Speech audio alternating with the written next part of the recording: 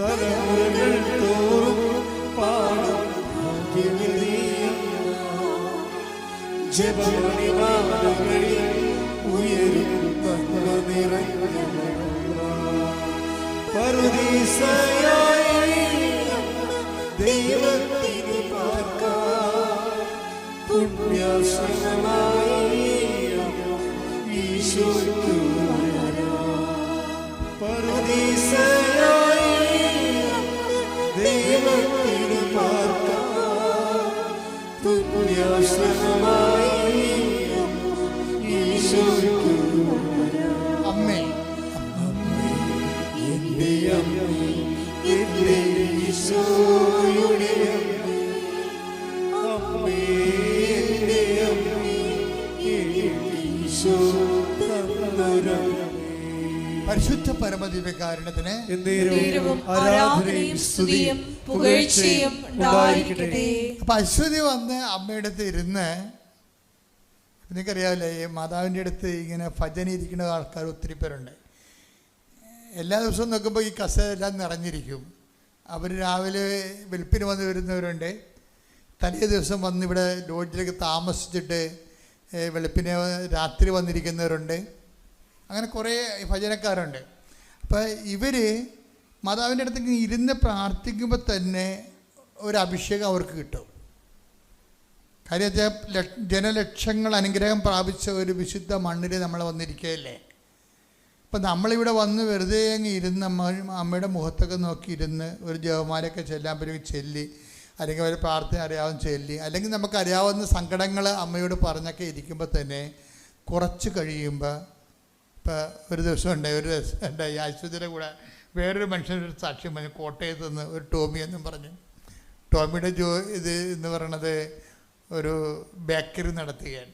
Bakery നടത്തി പൊളിഞ്ഞപ്പോൾ അതുപോലെ തന്നെ ടോമി വന്ന് ഉടമ്പടി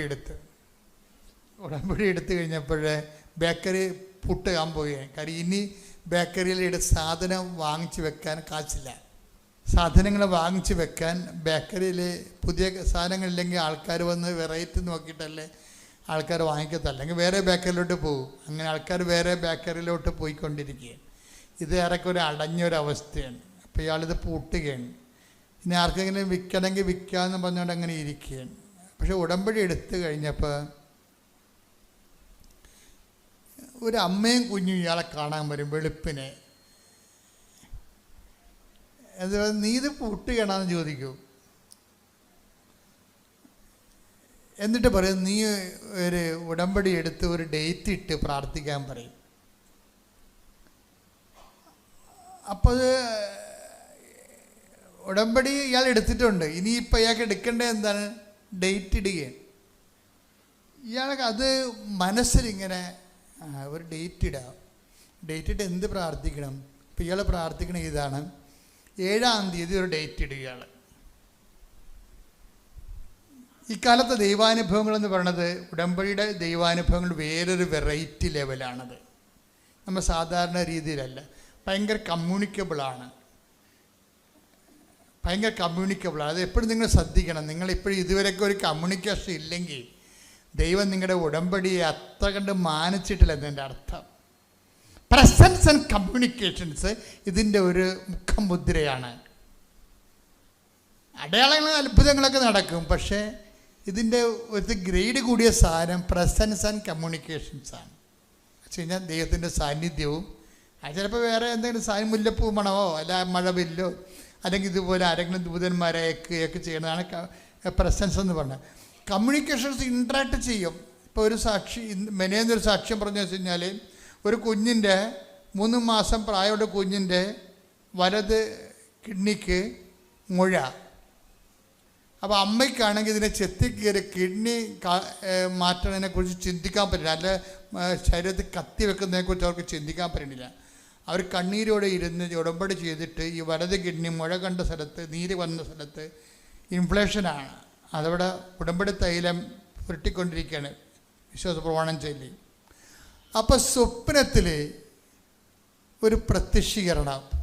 എന്നിട്ട് പറയും, നീ ഉടമ്പടി തൈലം തേച്ച് പ്രാർത്ഥിക്കണത് വലതുവശത്താണ്. പക്ഷേ കൊച്ചിൻ്റെ കിഡ്നി പോയിരിക്കുന്നത് ഇടതുവശത്തെ കിഡ്നിയാണെന്ന് പറയും. ആ സ്വപ്നത്തിൽ കമ്മ്യൂണിക്കേഷൻ കൂടെ പോക്ക് കണ്ടില്ലേ? അപ്പോൾ ഉടനെ പിറ്റേ ദിവസം ഇവളെ ആശുപത്രിയിൽ പോയി കൊച്ചിനെ കാണിക്കുക, സ്കാൻ ചെയ്യുമ്പോൾ അത് ശരിയാണ്. വലതുവശത്താണ് നീരെങ്കിലും കിഡ്നി പോയിരിക്കുന്നത് കൊച്ചിൻ്റെ ഇടതുവശത്താണ്. സ്വപ്നത്തിൽ കണ്ടത് കറക്റ്റാണ്. അപ്പോൾ ഇവിടെ എന്നാ ചെയ്യും? ഉടമ്പടി തൈല ഇടതുവശത്തിടാൻ തുടങ്ങും. ഇടതുവശത്തിട്ട് പ്രാർത്ഥിക്കുന്നതോടുകൂടി അത് ചുട്ടിപ്പോവും. 2 പ്രാവശ്യം പ്രാർത്ഥിക്കുന്ന ചുട്ടിപ്പോവും. അപ്പോൾ ഈ പ്രസൻസ് ആൻഡ് കമ്മ്യൂണിക്കേഷൻസ് നമ്മൾ ഒരു കാലത്തും കേൾക്കാത്ത കാര്യങ്ങളൊക്കെയാണ് ഇപ്പോൾ കേൾക്കുന്നത്. പ്രസൻസ് ആൻഡ് കമ്മ്യൂണിക്കേഷൻസ്, അതായത് നമ്മൾ നേരിട്ട് വന്ന് ദൈവത്തിന് പണ്ട് മുതലേ ഉള്ളതാണ്. ഞാൻ എൻ്റെ ജനത്തെ അവിടുന്ന് അടയാളം കാണുമ്പോൾ അവിടുന്ന് തൻ്റെ ജനത്തെ സന്ദർശിച്ചിരിക്കുന്നു. Take the word of God. ശ്രദ്ധിക്കട്ടെ. ഹല്ലേലൂയ ഹല്ലേലൂയ ഹല്ലേലൂയ ഹല്ലേലൂയ. യേശുവേ നന്ദി. ഹല്ലേലൂയ ഹല്ലേലൂയ ഹല്ലേലൂയ ഹല്ലേലൂയ ഹല്ലേലൂയ ഹല്ലേലൂയ ഹല്ലേലൂയ. യേശുവേ സ്തുതി. ഹല്ലേലൂയ ഹല്ലേലൂയ ഹല്ലേലൂയ. യേശുവേ ആരാധന ആരാധന ആരാധന. യേശുവേ നന്ദി. മഹത്വം മഹത്വം മഹത്വം മഹത്വം. ഹല്ലേലൂയ ഹല്ലേലൂയ ഹല്ലേലൂയ ഹല്ലേലൂയ.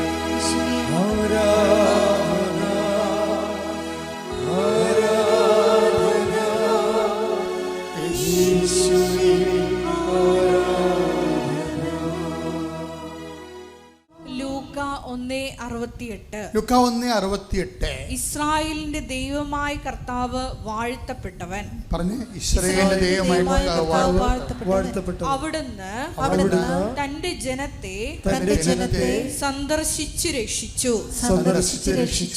അത് അപ്പോൾ ദൈവത്തിൻ്റെ പണ്ട് മുതലേ ഉള്ളൊരു ഏർപ്പാടാണിത്. എന്താണ്? തൻ്റെ ജനത്തെ സന്ദർശിക്കുക. ഇവിടെ നമ്മുടെ മുമ്പിലുള്ളൊരു ചാലഞ്ച് എന്താണ്? ദൈവത്തിൻ്റെ ജനമായിട്ട് മാറണം. എന്നാൽ സന്ദർശനം നടക്കും. പീഡിയ വചനം എന്താണ്? പറഞ്ഞ അവിടുന്ന് തൻ്റെ ജനത്തെ സന്ദർശിച്ച് രക്ഷിച്ചിരിക്കുന്നു. അപ്പൊ ദൈവത്തിൻ്റെ ഒരു മോഡ് ഓഫ് ആക്ഷൻ എന്താണ്? വിസിറ്റ് ചെയ്യുക, നമ്മളെ സന്ദർശിക്കുക. ആരാണ് സന്ദർശിക്കണത്? തൻ്റെ ജനത്തെ. നമ്മുടെ ചാലഞ്ച് എന്താണ്? തൻ്റെ ജനമായിട്ട് നമ്മൾ കൺവേർട്ട് ചെയ്യണം. ദൈവത്തിൻ്റെ ജനം. അപ്പം ദൈവത്തിൻ്റെ ജനം, അപ്പം ദൈവത്തിൻ്റെ മകൾ, ദൈവത്തിൻ്റെ മകൻ അതാരായിരിക്കും? അത് പരിശുദ്ധാത്മാവിൽ നയിക്കപ്പെടുന്നവരെ അല്ലേ? ലോകാത്മാവിനാലല്ല, ദുഷ്ടാത്മാവിനാലല്ല, സുവിശേഷത്താൽ നയിക്കപ്പെടുന്നവരാണ്. 8:14 എടുത്ത്. റോമ. ശ്രുതിക്കട്ടെ. ഹല്ലേലൂയ. റോമ 8:14. ദൈവാത്മാവിനാൽ നയിക്കപ്പെടുന്നവരെല്ലാം ദൈവത്തിന്റെ പുത്രന്മാരാണ്. അപ്പൊ സുവിശേഷത്താൽ നയിക്കപ്പെട്ട് കഴിഞ്ഞാൽ സുവിശേഷം അനുസരിച്ച് കൊണ്ട് ജീവിതം ഒന്ന് പുനഃക്രമീകരിക്കണം. അങ്ങനെ വരുമ്പോൾ നമ്മൾ ദൈവത്തിൻ്റെ ജനമാവും. വിസിറ്റിംഗ് പെട്ടെന്ന് നടക്കും. വിസിറ്റിംഗ് നിസ്സാരമായൊരു കാര്യമാണ്. നമ്മൾ ഓക്കെ ആണെങ്കിൽ ഏത് സമയത്തും വിസിറ്റിംഗ് നടക്കും. എല്ലാ കാര്യത്തെക്കുറിച്ചും ദൈവം നേരിട്ട് നമ്മളോട് വന്ന് സംസാരിക്കും. അത് പഴയ സുവിശേഷത്തിൽ മാത്രമുള്ളല്ല, ഈ കാലങ്ങളിൽ സാധാരണ മനുഷ്യരും എഡ്യൂക്കേറ്റഡ് ആയിട്ടുള്ള ആൾക്കാരും എല്ലാവരും അനുഭവിക്കുന്നൊരു വിഷയമാണ്.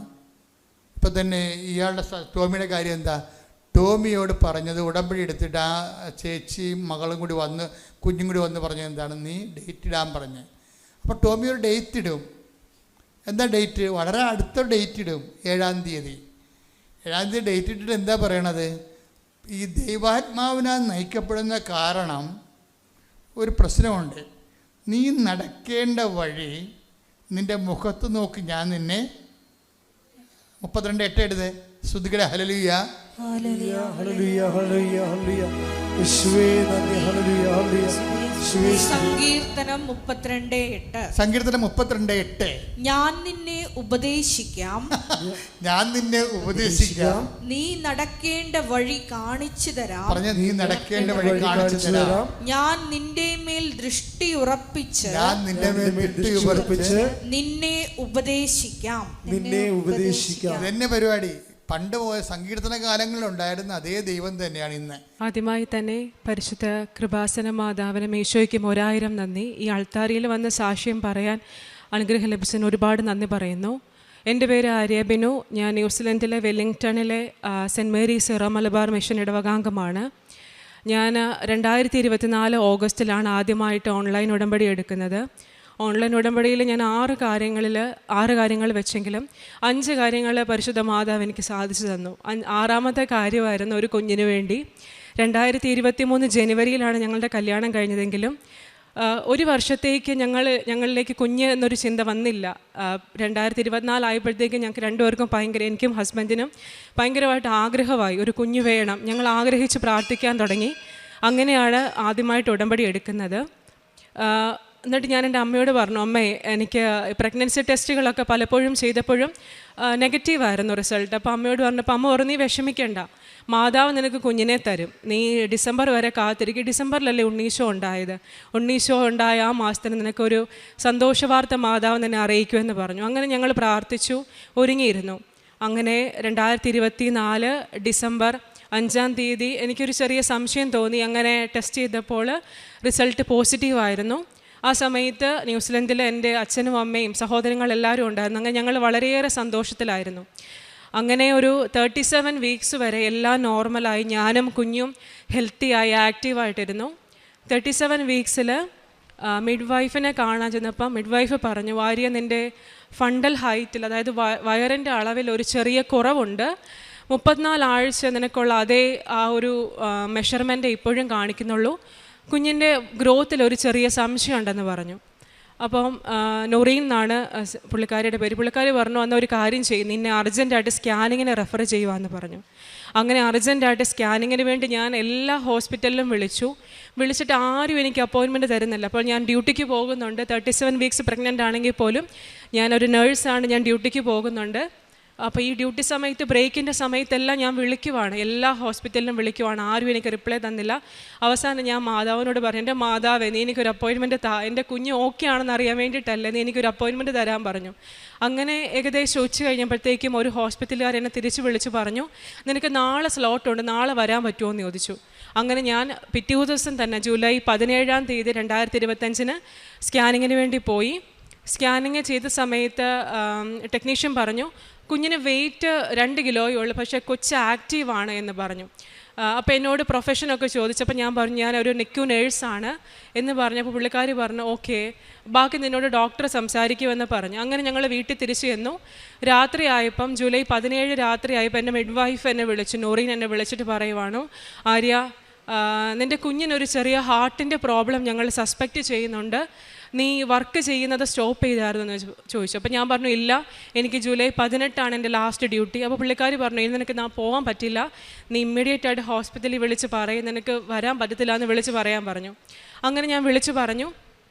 കുഞ്ഞിനിങ്ങനെ പ്രോബ്ലം പറഞ്ഞത് ഞാൻ ആരോടും പറഞ്ഞില്ല. ഞാൻ ഉള്ളിലൊതുക്കും മാതാവിനോട് പ്രാർത്ഥിച്ചുകൊണ്ടിരുന്നു. കാരണം ഒരു NICയിൽ വർക്ക് ചെയ്യുന്ന ഒരു നേഴ്സ് ആയതുകൊണ്ട് തന്നെ ഞാൻ ചിന്തിക്കുക, എൻ്റെ കുഞ്ഞിന് ഹാർട്ടിന് പ്രോബ്ലം ഉണ്ട്, കുഞ്ഞിനെ C-സെക്ഷൻ ചെയ്തെടുക്കും, ഇൻറ്റുബേറ്റ് ചെയ്തെല്ലാം എൻ്റെ മനസ്സിൽ കൂടെ വരുക. ആ സമയത്തൊക്കെ ഞാൻ പ്രാർത്ഥിച്ചു. വിഷമം ഉണ്ടായിരുന്നു. അന്ന് ജൂലൈ 18-ാം തീയതി ഞങ്ങൾ കുരിശ് വരയ്ക്കാനിരുന്നപ്പോഴത്തേക്കും പിന്നെ ഞാൻ ഓൺലൈൻ ഉടമ്പടി എടുത്തു, പ്രാർത്ഥിക്കാൻ തുടങ്ങി. അങ്ങനെ 18-ാം തീയതി ഹോസ്പിറ്റലിൽ പോയി. തിരിച്ചു വന്നപ്പോഴത്തേക്കും പറഞ്ഞു, കുഞ്ഞിന് കുഴപ്പമൊന്നുമില്ല, CTG സ്കാനിങ് ചെയ്തു, കുഞ്ഞിന് കുഴപ്പമൊന്നുമില്ല എന്ന് പറഞ്ഞു. അങ്ങനെ 38 ആഴ്ചയാകുമ്പോൾ നിന്നെ ഇൻഡ്യൂസ് ചെയ്യാൻ പോവുകയാണ്.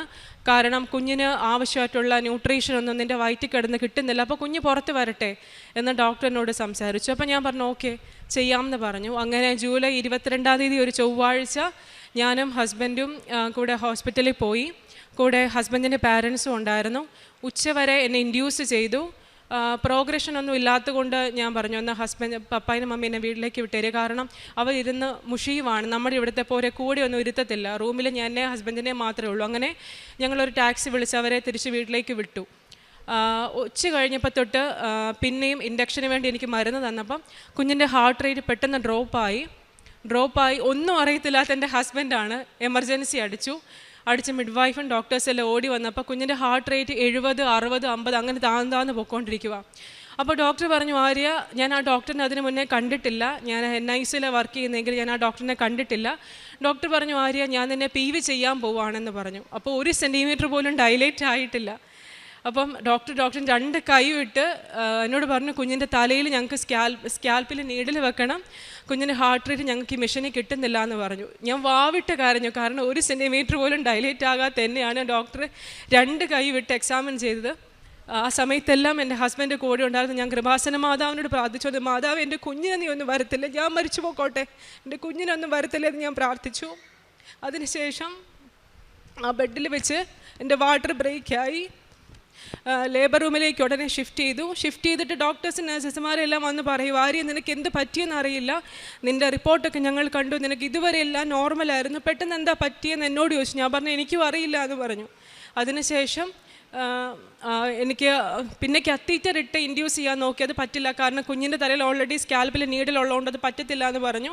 അപ്പോൾ എനിക്ക് IV മെഡിസിൻ തരാൻ തുടങ്ങി. ആ സമയത്തും കുഞ്ഞിൻ്റെ ഹാർട്ട് റേറ്റ് കുറഞ്ഞു പോയിക്കൊണ്ടിരിക്കുകയാണ്. അപ്പോഴെല്ലാം എൻ്റെ ഡിപ്പാർട്ട്മെൻറ്റിൽ, NIC ഡിപ്പാർട്ട്മെൻറ്റിൽ എല്ലാം അറിഞ്ഞെന്ന് തോന്നുന്നു, ഞാൻ അഡ്മിറ്റായി, കുഞ്ഞിനെന്തോ പ്രശ്നമുണ്ട്, അപ്പോൾ കുഞ്ഞ് മിക്കവാറും അഡ്മിറ്റ് ആകുമെന്നൊരു ഇൻഫർമേഷൻ അവിടെ ആരോ കൊടുത്തു. അപ്പോൾ എൻ്റെ കൊളീഗ്സ് എല്ലാം ഭയങ്കര ടെൻഷൻ അടിച്ചു, എന്ത് പറ്റിയെന്ന് ഓർത്തിട്ട്. അപ്പോൾ ആ ഡോക്ടർ എന്നെ വന്ന് കണ്ടിട്ട് പറഞ്ഞു, ആര്യ, നീ വേദന സഹിക്കണ്ട, കാരണം ഭയങ്കര വേദന എനിക്ക് വരുന്നുണ്ട്, 1 സെൻറ്റിമീറ്റർ പോലും സെർവിക്സ് ഡൈലേറ്റ് ആവുന്നില്ല. ഡോക്ടർ പറഞ്ഞു, നീ വേദന സഹിക്കേണ്ട ആര്യ, നീ എപ്പിഡ്യൂറൽ മെഡിസിൻ എടുക്കാൻ പറഞ്ഞു. എപ്പിഡ്യൂറൽ എനിക്ക് ഇഞ്ചക്ഷൻ തന്നപ്പോൾ എൻ്റെ കാലൊക്കെ മരവിച്ച് വേദന കുറഞ്ഞു. അപ്പോഴും എൻ്റെ കുഞ്ഞിൻ്റെ ഹാർട്ട് റേറ്റ് കുറഞ്ഞു പോയിക്കൊണ്ടിരിക്കുകയാണ്. അപ്പോൾ ഡോക്ടർ വന്ന് പറഞ്ഞു, ആര്യ, നിൻ്റെ കുഞ്ഞിൻ്റെ തലയിന്ന് ബ്ലഡ് എടുക്കണം, കുഞ്ഞിന് ഓക്സിജൻ കിട്ടുന്നില്ല എന്ന് ഞങ്ങൾക്കൊരു സംശയമുണ്ട് എന്ന് പറഞ്ഞു. ഡോക്ടർ PV ചെയ്തിട്ട് പറഞ്ഞു, ആര്യ, 4 സെൻറ്റിമീറ്റർ പോലും ഡൈലേറ്റ് ആയിട്ടില്ല, എനിക്ക് കൈ കടത്താൻ പറ്റുന്നില്ല, മുമ്പേ ചെയ്ത പോലെ എനിക്ക് ചെയ്യാൻ പറ്റില്ല എന്ന് പറഞ്ഞു. അപ്പോൾ എന്നോട് ചോദിച്ചു, ഞങ്ങൾ എന്താ ചെയ്യേണ്ടത്, ഇനി വെയിറ്റ് ചെയ്യണോ എന്ന് എന്നോട് ചോദിച്ചു. ഞാൻ പറഞ്ഞു, വെയിറ്റ് ചെയ്യേണ്ട ഡോക്ടർ, എന്നെ എടുത്തോ, എന്നെ എമർജൻസി C-സെക്ഷൻ കയറ്റിക്കോളാൻ പറഞ്ഞു. അപ്പോൾ സമയം ഒരു 7 മണിയായി. ഞങ്ങൾ രാവിലെ ഒരു 8 മണിയോടുകൂടി ഹോസ്പിറ്റലിൽ പോയതാണ്. വൈകുന്നേരം 7 മണിയായി. ആ സമയത്ത് എൻ്റെ ഹസ്ബൻഡ് മാത്രമേ ഉണ്ടായിരുന്നുള്ളൂ. ഹസ്ബൻഡ് ടെൻഷൻ അടിച്ചിട്ട് എൻ്റെ ചേച്ചീനെ വിളിച്ച് വരുത്തി. ചേച്ചിയും എൻ്റെ ഹസ്ബൻഡും കൂടെ ഉണ്ടായിരുന്നു. അവരോട് ഞാൻ പറഞ്ഞു, ഞങ്ങളെല്ലാവരും പ്രാർത്ഥിക്കുകയായിരുന്നു. ആ സമയത്ത് എൻ്റെ ചേച്ചി എൻ്റെ അമ്മേനെ വിളിച്ച് പറഞ്ഞു, എൻ്റെ അമ്മ ആ സമയം മുഴുവൻ തിരി കത്തിച്ച് വെച്ച് മാതാവിന് വേണ്ടി കണ്ണീരൊഴുക്കി പ്രാർത്ഥിച്ചു. എൻ്റെ മാതാവ് എൻ്റെ കുഞ്ഞിൻ്റെ അടുത്തോട്ട് ഒരു ഡോക്ടറിനെ പറഞ്ഞു വിടണമെന്ന് എൻ്റെ അമ്മ കരഞ്ഞ് പ്രാർത്ഥിച്ചു. അതിന് ബലമായിട്ടായിരിക്കണം ആ ഡോക്ടർ വന്നത്. കാരണം ഞാൻ ആ ഡോക്ടറിനെ ഇതിനു മുന്നേ കണ്ടിട്ടേ ഇല്ല. ഞാൻ നിൽക്കൂല, ഞാൻ വർക്ക് ചെയ്യുന്നത് വെല്ലിംഗ്ടൺ ഹോസ്പിറ്റലിലാണ്. ആ വെല്ലിംഗ്ടൺ ഹോസ്പിറ്റലിലാണ് എന്നെ ഡെലിവറിക്ക് കൊണ്ടുപോയതും. ആ ഹോസ്പിറ്റലിൻ്റെ NIC ഡിപ്പാർട്ട്മെൻറ്റിലാണ് ഞാൻ വർക്ക് ചെയ്യുന്നത്. അപ്പം ഞങ്ങൾക്ക് ഡോക്ടേഴ്സിന് ഇടയ്ക്കിടയ്ക്കൊക്കെ കാണാൻ പറ്റും. പക്ഷെ അതാണ് ഞാൻ പറഞ്ഞത്, ഡോക്ടറെ ഞാൻ കണ്ടിട്ടില്ല എന്ന്. അങ്ങനെ C-സെക്ഷന് എന്നെ കൊണ്ടുപോയി. എൻ്റെ മിഡ്വൈഫ്, എന്നെ നോക്കിക്കൊണ്ടിരുന്ന മിഡ്വൈഫ് നൊറീൻ എന്നാണ് പേര്. നൊറീൻ ഓടി വന്നു, പറഞ്ഞു, ആര്യ, ഞാൻ രാവിലെ മുതൽ നിൻ്റെ ഡെലിവറിക്ക് വേണ്ടി വെയിറ്റ് ചെയ്യുവാണ്, എനിക്ക് അത്രയ്ക്ക് കോൺഫിഡൻ്റ് ആയിരുന്നു നീ ഡെലിവറിയെ ചെയ്യുള്ളൂ എന്ന്, പക്ഷേ ഇപ്പം എന്നാ പറ്റിയെന്ന് എനിക്കറിയില്ല എന്ന് പറഞ്ഞു. പുള്ളിക്കാരി ആകെ വിഷമിച്ച് എൻ്റെ കൂടെ നിൽക്കുകയാണ്. പിന്നെ ഞാൻ വർക്ക് ചെയ്യുന്ന ഡിപ്പാർട്ട്മെൻറ്റിലെ പീഡിയാട്രിക് ഡോക്ടർ അഡിയൽ എന്ന് പറഞ്ഞൊരു ഡോക്ടർ വന്നിട്ട് പറഞ്ഞു, ആര്യ, നീ ടെൻഷൻ അടിക്കുന്നത്, എൻ്റെ കുഞ്ഞിനൊന്നും സംഭവിക്കില്ല. അപ്പം ഞാൻ പറയുന്നുണ്ട്, എൻ്റെ കുഞ്ഞിനെ അങ്ങോട്ട് കൊണ്ടുപോകല്ലേ, എൻ്റെ കൂടെ തന്നെ ഇരുത്തണേ, എനിക്കറിയാം NIC കൊണ്ടുപോയി അവർ ക്യാനലി ഇടും, ഇനി ഹാർട്ടിന് പ്രോബ്ലം ഉണ്ടെങ്കിൽ അവർ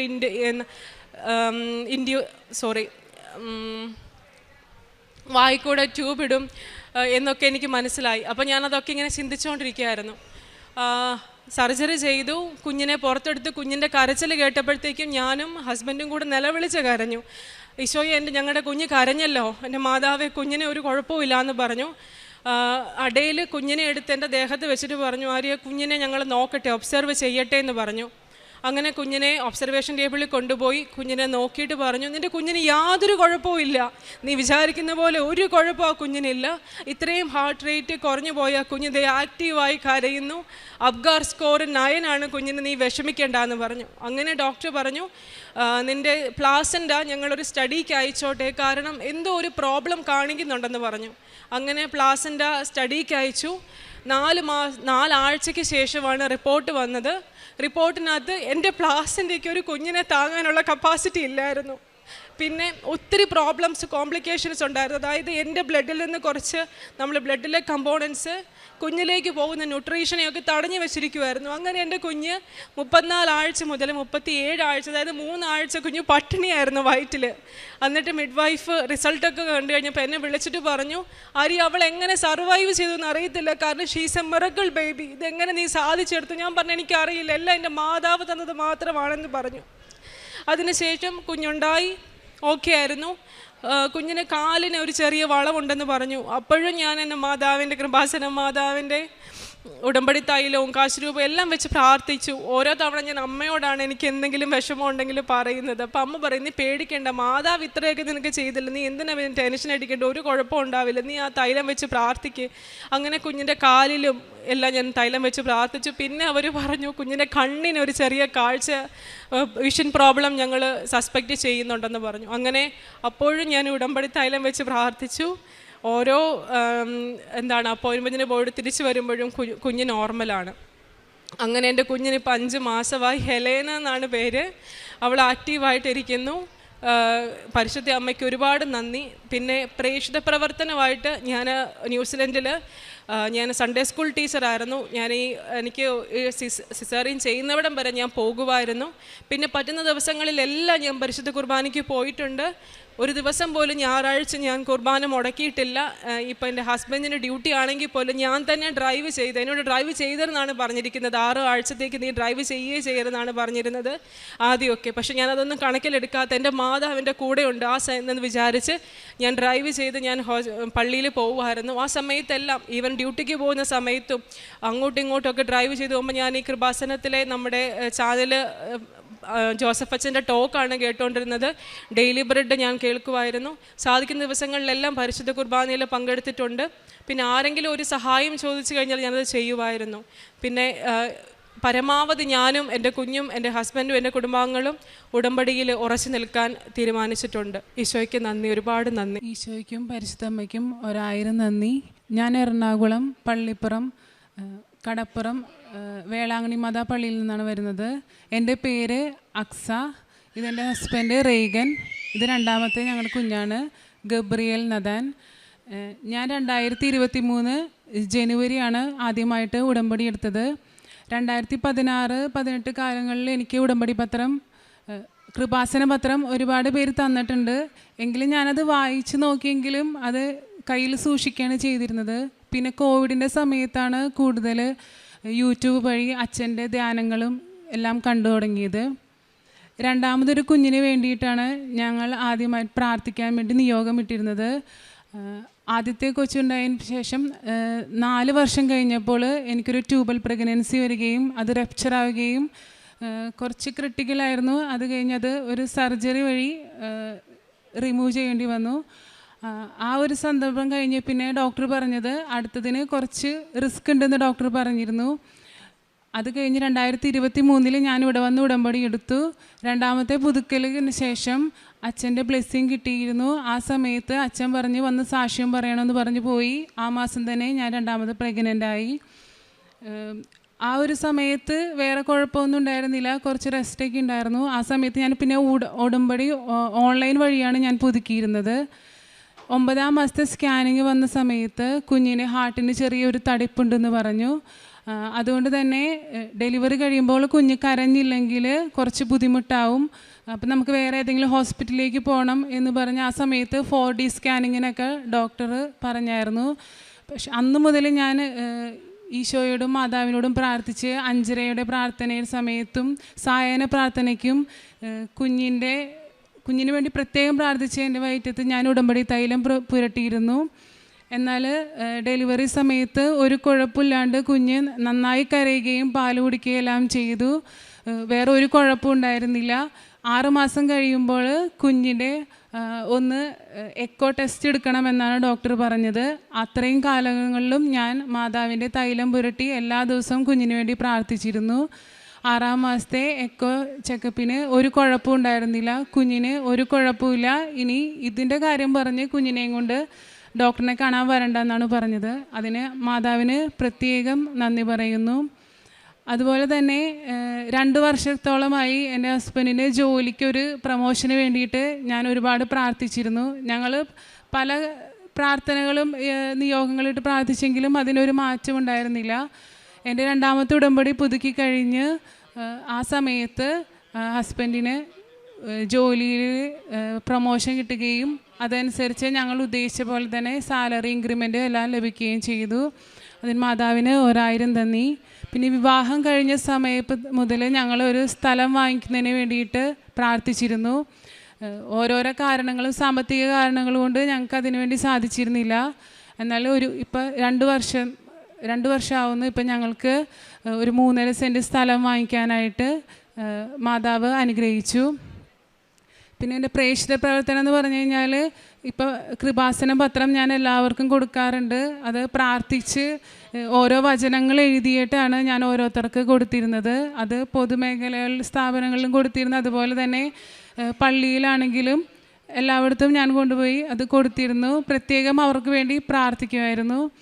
പിന്നെ ആത്മീയമായിട്ട് ബൈബിൾ വായന ഉണ്ടായിരുന്നെങ്കിലും അത് ഒരു ലിമിറ്റ് വെച്ചിട്ട് എനിക്ക് തോന്നും അപ്പോൾ ഞാൻ വായിക്കും, അങ്ങനെയായിരുന്നു. പക്ഷേ ഉടമ്പടിയിൽ കയറിയ പിന്നെ ഞാൻ ബൈബിള് ഇപ്പം സമ്പൂർണ്ണമായിട്ട് ബൈബിൾ എനിക്ക് വായിക്കാനായിട്ട് സാധിച്ചു. ഇപ്പം ഞാൻ ഓരോ അധ്യായങ്ങൾ പ്രാർത്ഥിച്ചെടുത്തിട്ട് അരമണിക്കൂർ സാധിച്ചില്ലെങ്കിലും 10 മിനിറ്റായിട്ടെങ്കിലും ഞാൻ പ്രാർത്ഥിക്കുന്നുണ്ട്. പിന്നെ ദിവ്യബലിയിൽ പങ്കെടുക്കാനായിട്ട് ഡെയിലി പോകാറുണ്ട്. കുഞ്ഞുങ്ങളെയും കൊണ്ടുപോകാനായിട്ട് എനിക്ക് സാധിക്കുന്നുണ്ട്. കുടുംബ പ്രാർത്ഥനയിലാണെങ്കിലും പങ്കെടുക്കാൻ പറ്റുന്നുണ്ട്.